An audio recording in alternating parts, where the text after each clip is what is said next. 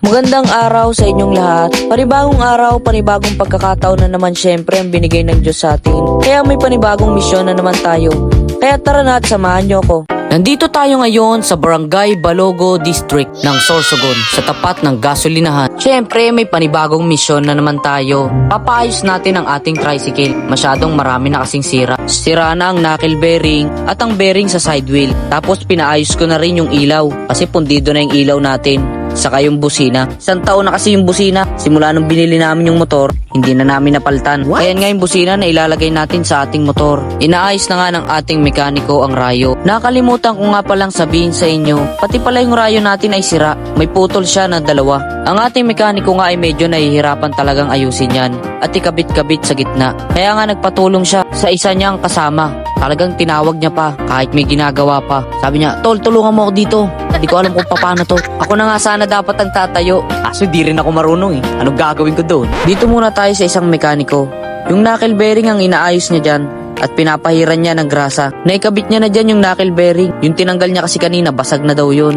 Kaya pala kada liko ko may tunog ng yung umiiyak ba? Basta alam nyo na yun, yung mga nagbumotor alam yun. Hindi ko na rin pala naipakita sa inyo yung basag na knuckle bearing at kung paano niya tinanggal, at maya maya ay natapos niya na rin ang pag-aayos ng knuckle bearing. Kaya kinabit niya na rin yung manibela dito. Mabilis rin naman talaga sila tumrabaho, kaya ayos din naman talaga magpaayos dito sa may Balogo. Pero sa tingin ko kasi sanay na sila magtrabaho. Biruin mo nga, habang nagpapaayos ako dito, marami talagang nakapila. Dalawa lang yung mekaniko nila. Minonika ni Maniko. Ay wala, mali na pala tayo, iba na pala to. At sa part na to, ang aayusin naman nila ang ating busina. Ayan o, tingnan nyo yung forma. Ang ayos talaga. Angas man. Parang busina ng truck ang tunog niyan. Sampulan natin. Pwede na dispatcha. Pagkatapos syempre ng pagpapaayos natin sa busina, ipapaayos na natin ang ating ilaw. Hundido na kasi ang ilaw natin. Naalala ko nga nung hinatid ko yung tito ko. Kasama ko sila mami nun. Basta hindi ko matandaan yung lugar na yon. Doon yun sa may Pipita Park malapit. Hindi ko kasi talaga matandaan yung exact na location ni tito eh. Basta sa planta yon. Basta natatanda ko, dumaan lang kami sa Pipita Park. Pero medyo malayo pa, halos 3 kilometers pa yung biniyahe namin nun. Grabe, di ba ang laki ng daan doon? Halos wala akong makita sa daan kasi yung ilaw namin ang hina. Kaya nga nabangga kami nun sa hams eh. Talon talaga yung tricycle. Gulat nga si mami nun. Sabi sa akin ni mami nun, "Ano Andoy? Bababa na ako. Di ka man lang nag-iingat. Di ka magdahan-dahan sa pagdadrive mo." Sabay kurot sa may tagiliran ko. Sabi ko, "Mabitawan mo ako, mababangga tayo yan. Ang dilim-dilim na nga eh." Sabi sa akin, "Di mo ba nakita yun?" Sabi ko, "Wala nga ako nakikita man, dilim mo. Ang hina nung ilaw natin, laki-laki nung daan." Diversion road kasi yun talaga.